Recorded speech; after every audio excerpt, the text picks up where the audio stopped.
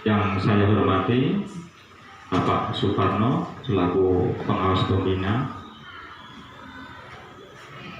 yang saya hormati Bapak Bajawi selaku Kepala Sekolah SD Negeri Cilapat, dan teman-teman, rekan guru, teman sejawat pada SD Negeri Cilapat yang saya hormati. Sesuai dengan undangan yang saya berikan kepada Bapak Ibu sekalian, bahwa pada pagi hari ini saya ada kegiatan berkaitan dengan program calon guru penggerak, yaitu sesi berbagi budaya positif. Dalam hal ini jangan dianggap saya ahlinya, ya Bu Pak ya. Anggap saya mempunyai materi budaya positif dan akan kita bahas, kita selesaikan atau kita pelajari bersama-sama.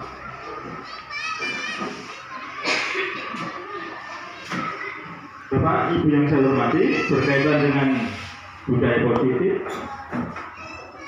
ini kita dihadapkan pada sebuah kegiatan ataupun paradigma baru oleh para ahli pendidikan. Itu dianggap hal yang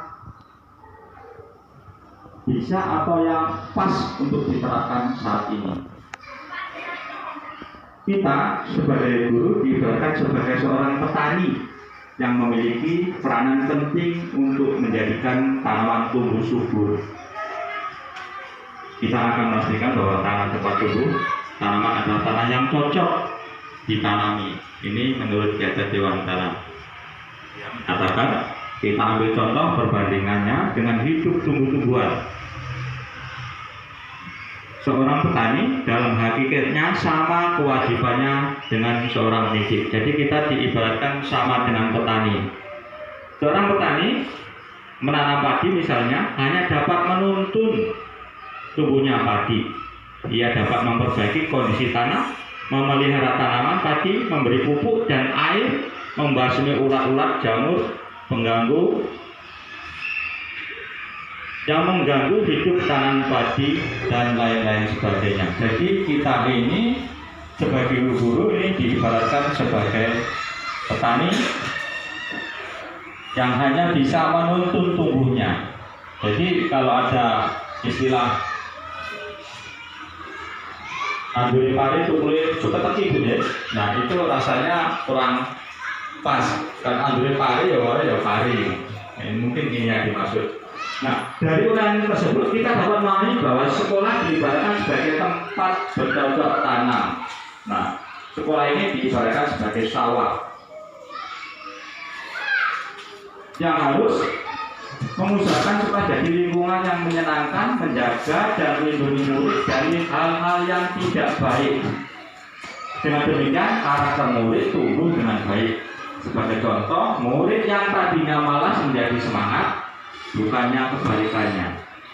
Kebalikannya berarti yang semangat jadi malas. Tapi kita sekolah diibaratkan menjadi penyemangat sehingga apa?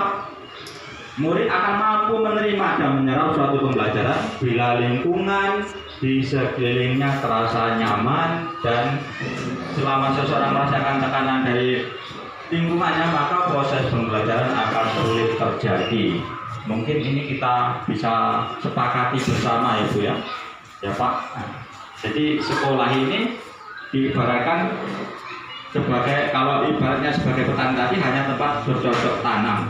Jadi kita diusahakan membuat lingkungan sekolah ini lebih nyaman, menyenangkan, sehingga anak bisa menyerap hal-hal, pengalaman-pengalaman yang baik, ilmu pengetahuan dari sekolah. Mungkin kita rasakan kalau misalnya kita murid itu libur lama, seminggu 2 minggu, kadang dia merasakan rindu, pengen sekolah, pengen berkumpul, pengen datang ke sekolah. Nah, itu berarti kita sudah menanamkan bahwa sekolah itu benar-benar tempat yang nyaman. Kira-kira begitu pengertiannya. misalnya kalau keluarga sudah nggak mampu, nah sekarang coba kamu keyakinan. Kamu kan punya keyakinan, tentunya sesuai dengan agama kan. Kalau misalnya ini tukar dengan keyakinan kamu, kamu pilih yang mana? Begini, pinter juga ini. Pilih, harus pilih salah satu. Harus pilih ini. Iya. Pinter ini Pak. Jadi ya namanya sudah janji Bu. Janji itu kan harus ditepati. Kalau tidak ditepati kan namanya munafik ya. Jadi walaupun sampai manapun aku menutup keluarga, keyakinan itu tetap tidak saya kasihkan Bu. Jadi sampai mau memisahkan antara genggaman kamu dengan kamu tetap pilih yang ini. Iya, ibarat seperti itu. Mungkin cukup itu saja, saya sudah nyerah. Terima kasih. Nah, boleh duduk kembali, mandi. Terima kasih. Nah, itu tadi adalah suatu simulasi bahwa karakter anak itu memang ada ya, mungkin di kelas anak yang memang kata Bu Siti, walaupun dia apa-apa itu ya tetap mendel mawon Bu ya. Ada seperti itu. Disiplin dikaitkan dengan kontrol. Dalam hal ini kontrol guru dalam menghadapi murid. Nah, mungkin gambarannya seperti Pak Andi tadi sebagai murid, sedangkan Bu Nani sebagai guru membujuk merayu agar mengikuti keinginan Bu Nani, tetapi Pak Andi tetap dengan apa? Dengan niatnya. Kita lanjut. Di bawah ini adalah paparan dari Dr. William Glasser dalam kontrol teori untuk meluruskan beberapa miskonsepsi tentang kontrol. Solusi guru mengontrol murid. Pada dasarnya kita tidak dapat memaksa murid untuk berbuat sesuatu jika murid tersebut memilih untuk tidak melakukannya. Seperti tadi contoh di ini, Bu Nani tentunya tidak boleh memaksa dengan cara apapun, dengan ancaman, dengan iming, dengan hadiah. Seandainya Pak Andi tidak mau melakukannya. Walaupun tampaknya kita sedang mengontrol perilaku murid tersebut. Lain halnya jika murid tersebut sedang mengizinkan dirinya dikontrol. Saat itu bentuk kontrol guru menjadi kebutuhan dasar yang dipilih murid tersebut. Teori kontrol menyatakan bahwa semua perilaku memiliki tujuan, bahkan terhadap perilaku yang tidak disukai. Berikutnya, ilusi bahwa semua penguatan positif, efektif, dan bermanfaat. Penguatan positif atau bujukan adalah bentuk-bentuk kontrol. Seperti tadi Bu Nani membujuk Pak Andi, itu adalah bentuk-bentuk kontrol. Konsep disiplin positif dan motivasi. Ini adalah bagaimana cara membuat murid disiplin. Siapakah yang bisa mendisiplinkan murid? Apakah guru yang bisa mendisiplinkan murid, atau kepala sekolah, atau orang tua murid, atau murid itu sendiri? Mengapa? Ini pertanyaan. Setelah memahami perbedaan teori stimulus, respon, dan teori kontrol pada pembahasan sebelumnya, sekarang mari kita belajar tentang konsep disiplin positif yang merupakan unsur utama dalam terwujudnya budaya positif yang kita cita-citakan di sekolah kita. Kebanyakan guru sangat tertarik dengan topik pembahasan tentang disiplin. Mereka berpendapat bahwa kalau saja anak-anak bisa disiplin, pasti mereka akan bisa belajar.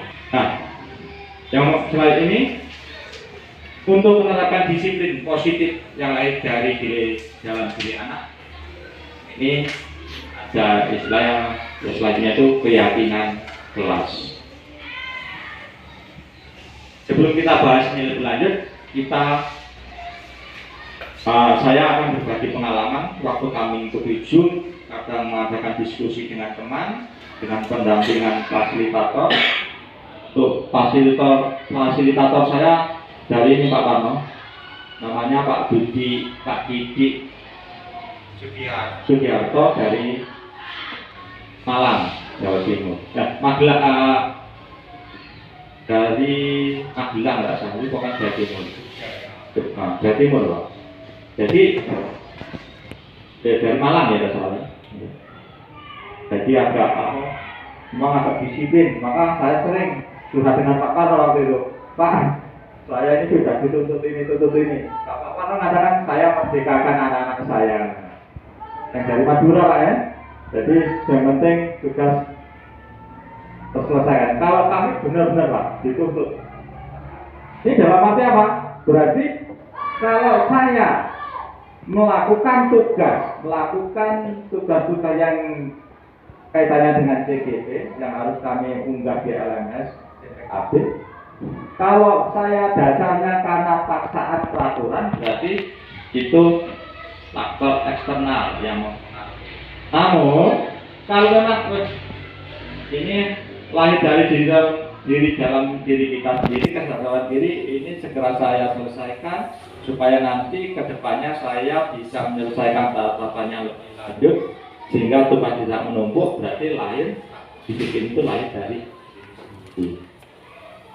Terus di dalam kegiatan juga pernah ada yang nanyakan, Pak, boleh tidak kita memberikan hadiah bila anak didik kita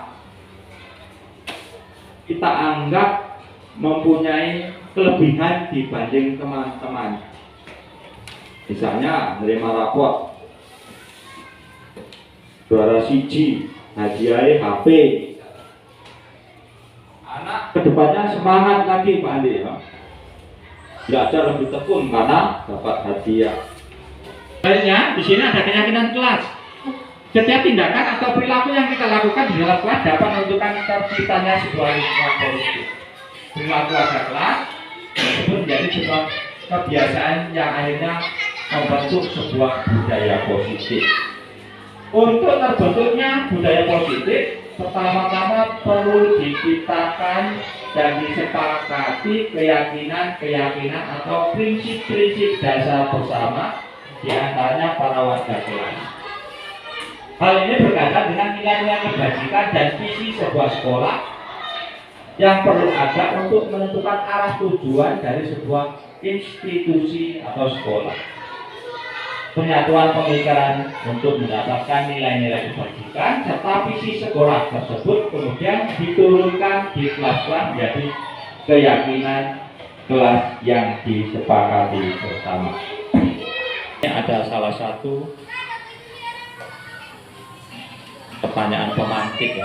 Ibu Ambar guru wali kelas 2A di SD Pelita Hati sedang bingung menghadapi ulah salah satu murid di kelasnya. Itu namanya Doni ya. Beberapa anak di kelas 2A telah datang padanya dan mengeluh Doni yang sering kali meminta bekal makan siang mereka dengan paksa. Jika Anda menghadapi situasi seperti Ibu Ambar, apa yang akan Anda lakukan? Menurut Anda kira-kira apa alasan Doni melakukan hal itu? Terus merujuk pada situasi yang sedang dihadapi Ibu Ambar di atas, maka dalam konteks penegakan disiplin positif, Ibu Ambar sebaiknya mencari tahu alasan Doni melakukan tindakan tersebut agar mengetahui kebutuhan mana yang sedang berusaha dipenuhi oleh Doni. Mari kita lihat sebuah konsep. Nah, ini selanjutnya 5 posisi kontrol. Nah, posisi kontrol ini kaitannya bagaimana kita menghadapi, menyelesaikan kasus-kasus di sekolah maupun di rumah. Dan ini sifatnya bisa ditempatkan di mana saja, entah itu di kantor, yang kantoran. Nah, 5 posisi kontrol. Ini dikemukakan oleh Dr. William Glasser. Ada 5. Ini selalu saya buka slide-nya ya, gitu-nya. Pertama, penghukum. Seorang penghukum bisa menggunakan hukuman fisik maupun verbal. Jadi untuk mendisiplinkan seseorang kadang memakai posisi kontrol penghukum. Apakah ini baik atau tidak? Kita nanti akan pelajari lebih lanjut. Contoh, orang-orang yang menjalankan posisi penghukum senantiasa mengatakan bahwa sekolah memerlukan sistem atau alat yang dapat lebih menekankan murid-murid lebih dalam lagi. Guru-guru menerapkan posisi penghukum akan berkata, patuhi aturan saya atau awas. Ya, gitu. Bapak Ibu, ini kaitannya dengan segitiga restitusi. Restitusi itu artinya memperbaiki kembali, ya, memperbaiki kembali atas semua kekeliruan, kesalahan. Gitu. Begini ada simulasi, bila ada seseorang berbuat salah pada Anda, ketika mereka menaruhkan sebuah tindakan untuk memperbaiki kesalahan mereka, kemungkinan besar jawaban Anda adalah akan menolak semua tawaran itu dan akan bilang tidak usah, tidak apa-apa, kembangan jajah. Terus kebiasaan kita selama ini bila ada orang yang bersalah pada kita adalah langsung memaafkan atau membuat mereka tidak nyaman. Kita cenderung untuk berfokus pada kesalahan daripada mencari bagaimana cara mereka untuk memperbaiki diri. Kita lebih fokus pada bagaimana cara mereka membayar ketidaknyamanan yang disebabkan oleh kesalahan. Biasanya ngono, nek dhewe ana kanca sing salah, sing diponis langsung kesalahane. Ya. Terus kalau misalnya tidak maaf, mungkin minta maaf, mungkin dalam diri kita ya sudah tidak apa-apa. Nah, jawab itu tanpa berbuat sesuatu. Bagaimana dia supaya tidak berbuat kesalahan lagi. Dalam segitiga restitusi, validasi tindakan yang salah yang di sini, ya, validasi tindakan yang salah. Ini kita tanya, murid misalnya bermasalah kita tanya. Kamu tahu kesalahan kamu? Tahu Pak, misalnya ngapa ngambil makanan kawan. Terus keyakinan kita di mana? Menghormati orang lain Pak. Tapi keyakinan khas menghormati orang lain. Untuk belut karo kanca. Terus ya selanjutnya tugas kita apa? Menstabilkan identitas. Menstabilkan identitas itu kita mencari solusi penyelesaiannya dari apa yang dihadapi anak. Tentunya tadi ada posisi kontrol, kebutuhan kamu apa sehingga kamu melakukan itu. Saya bosan Pak, oleh mama cuma dibekali tiap hari nasi goreng.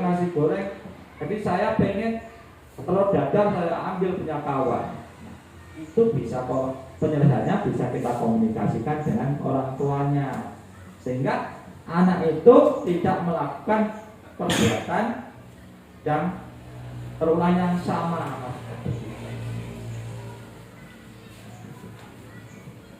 Kalau kebutuhan dasar tadi sudah terpenuhi, harapannya akan terlahir sebuah disiplin yang lahir dari dalam diri anak. Kebutuhan dasar tadi ada kebutuhan makan, pengakuan, kebutuhan dasar hidup, cinta kasih sayang. Kalau semua 5 kebutuhan dasar itu bisa terpenuhi, teorinya dalam ini mudah-mudahan akan terlahir sebuah disiplin positif sehingga menjadi budaya positif. Itu yang diharapkan. Selanjutnya, demikian penyampaian dalam sesi berbagi. Mohon maaf Pak Parno. Pak Parno dalam CGP ini posisinya sebagai fasilitator. Kalau fasilitator itu artinya gurunya calon guru penggerak, ya Pak ya. Ini kemungkinan ada hal-hal yang saya sampaikan kurang pas ataupun gimana Pak. Ya mohon maaf, ini atas kemampuan saya. Dan kepada teman-teman dalam sesi berbagi ini saya bukan menggurui, tetapi saya mendapatkan materi dalam bentuk modul. Saya berusaha membuat PowerPoint-nya. Kami sampaikan yang intinya apa? Dari pengalaman yang saya dapatkan tidak hanya milik saya, tetapi Bapak Ibu setidaknya bisa tahu foto yang dikerjani mari di bendino dengan laptop.